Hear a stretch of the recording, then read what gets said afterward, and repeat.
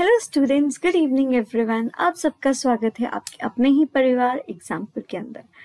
मेरा नाम है समृद्धि और आज जो हम सेशन करने जा रहे हैं वो हम करने जा रहे हैं जो बैंकिंग रिफॉर्म्स के फादर हैं इंडिया में, जिनको आप सब लोग जानते होंगे। उनका नाम क्या है? एम नरसिम्हा। हेलो स्टूडेंट्स, हो सकता है आप एम नरसिम्हा के नाम से ना जानते हो सकता है आप इनको सिर्फ नरसिम्हा के नाम से ही जानते हो।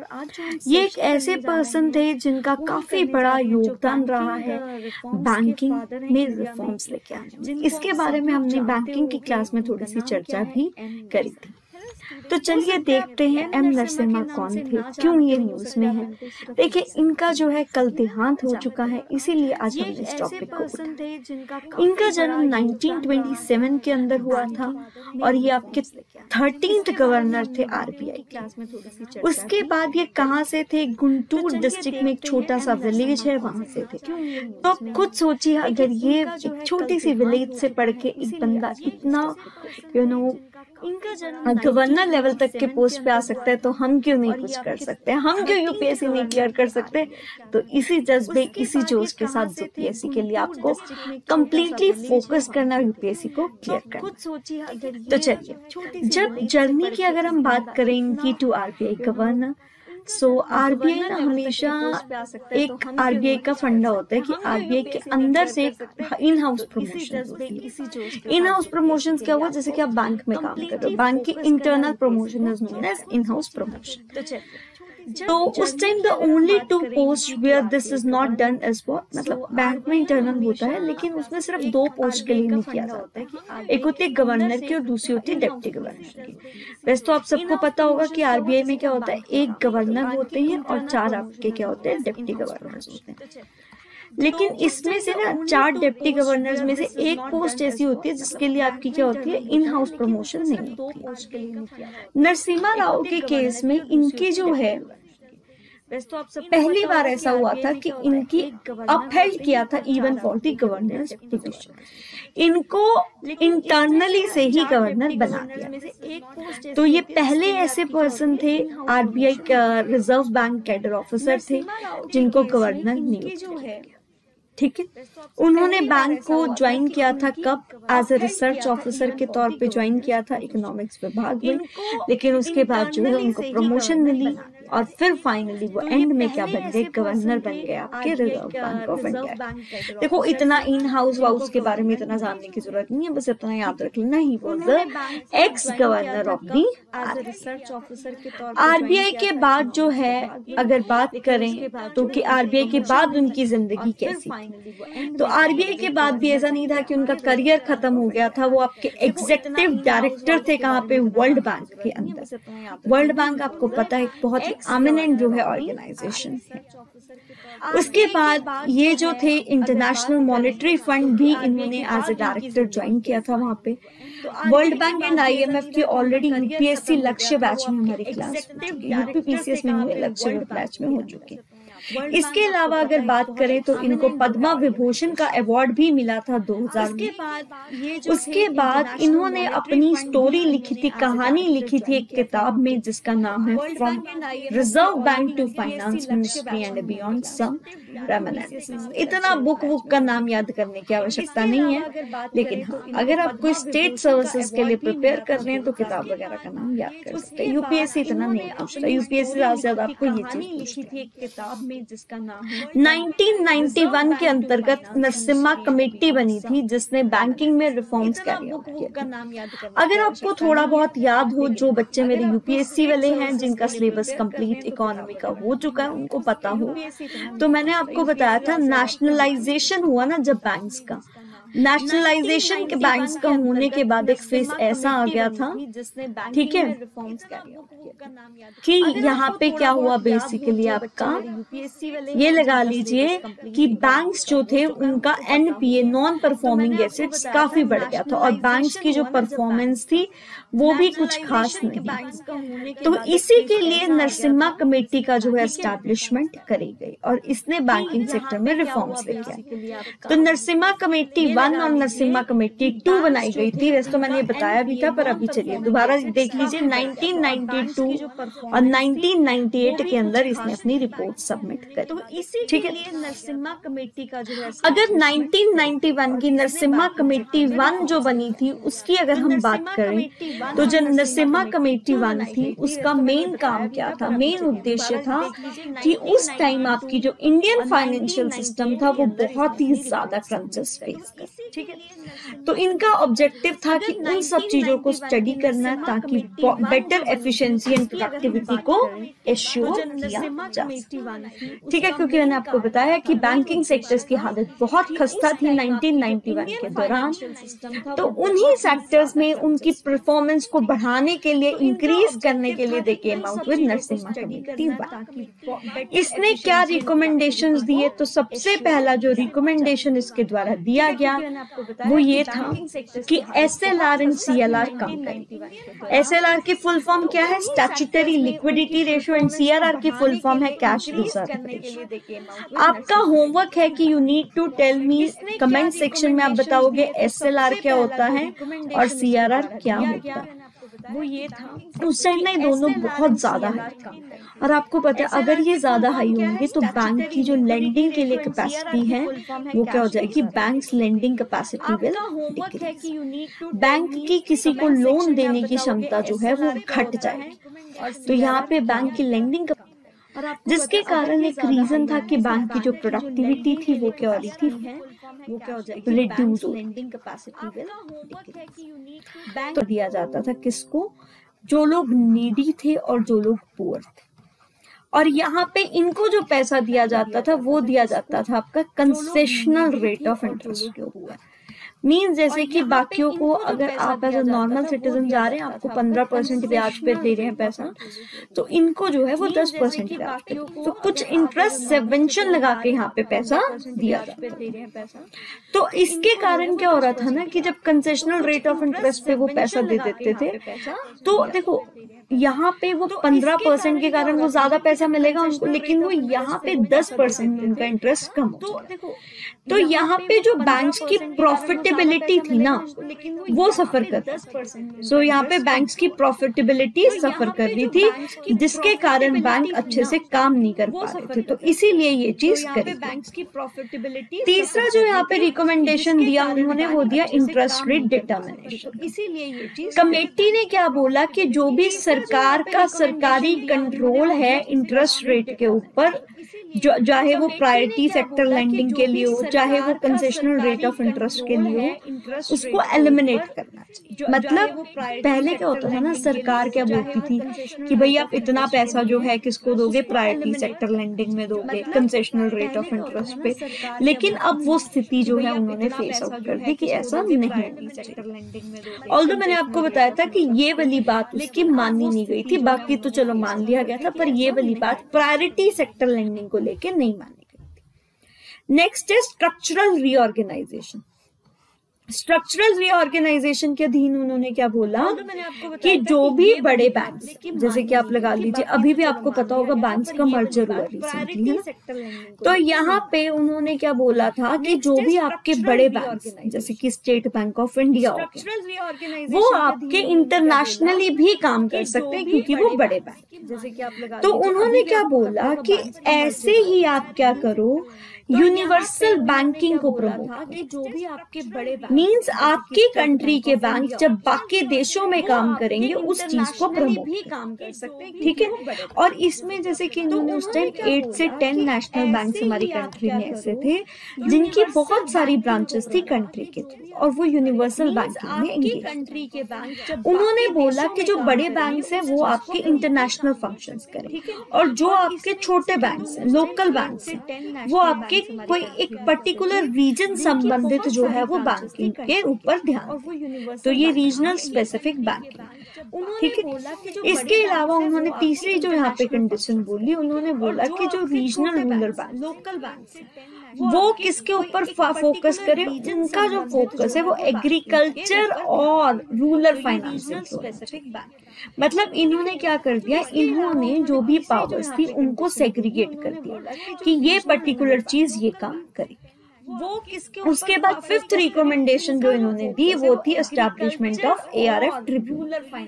ARF ट्रिब्यूनल इज एसेट क्या कर दिया इन्होंने जो भी रिकंस्ट्रक्शन फंड कि ये पर्टिकुलर चीज ये काम करे।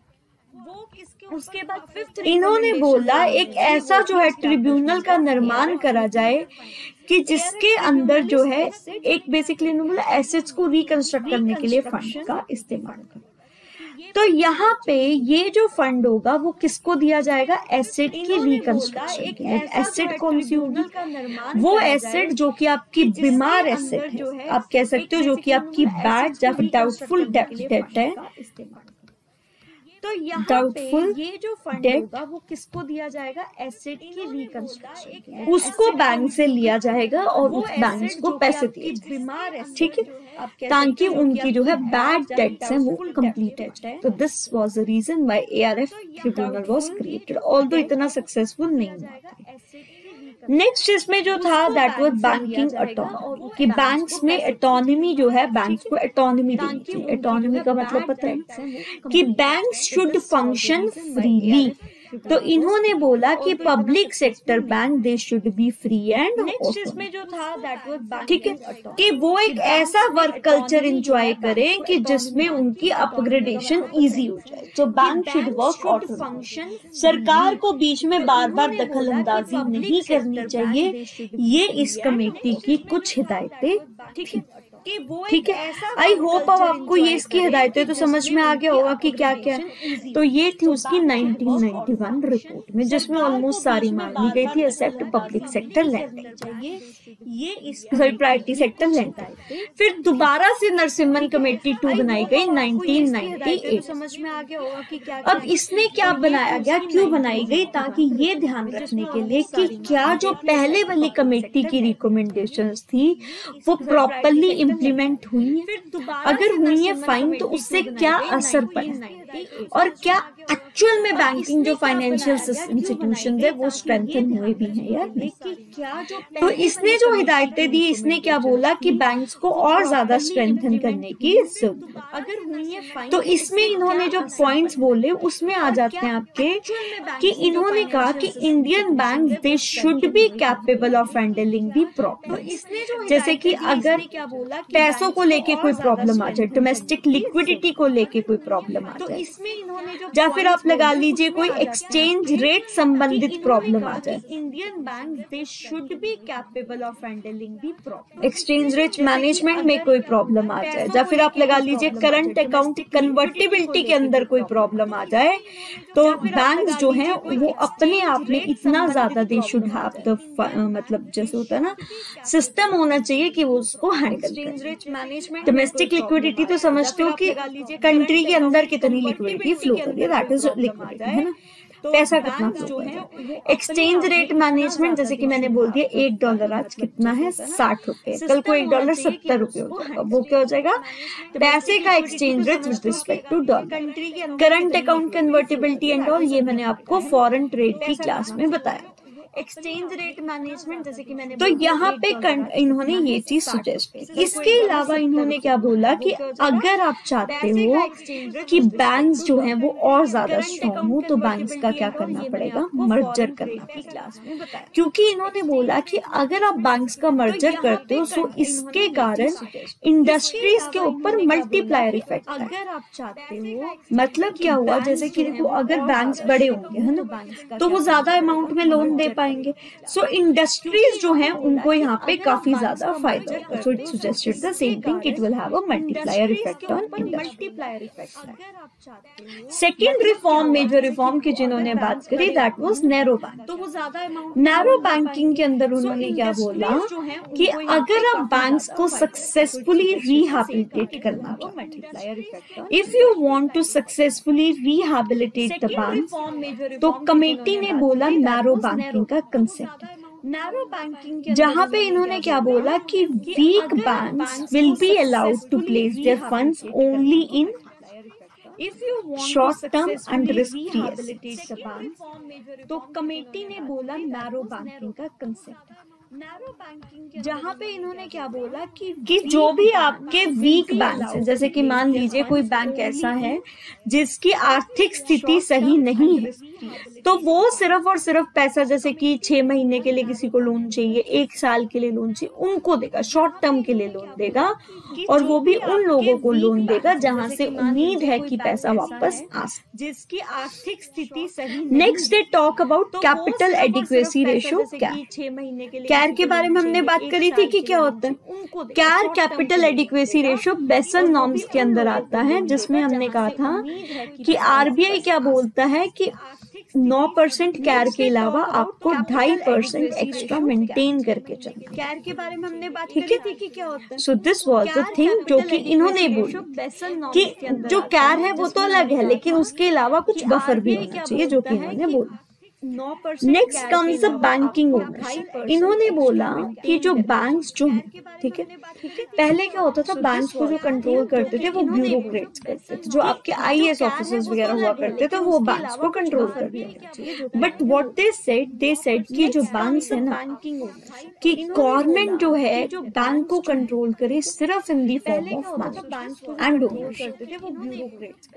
मैनेजमेंट एंड ओनरशिप देखे, लेकिन ऑटोनॉमी बैंक से ने ऑटोनॉमी जो है वो बैंक्स को, और यहाँ पे जो भी बैंक्स के अंदर जो भी बैंक्स को रेगुलेट करे वो एक पर्सन होने चाहिए जो कि आपके, जिनको financial knowledge, it should not be bureaucrats rather than it should be a person having a proper knowledge of finance, ठीक है। तो इन्होंने ये भी बोला कि आपको यहाँ पे इनकी ओन, मतलब जो होता है ना, एक्चुअल हेडिंग के लिए एक प्रोफेशनल कॉर्पोरेट स्ट्रेटेजी दिखानी पड़ेगी, तभी बैंक अच्छे से फंक्शन करे।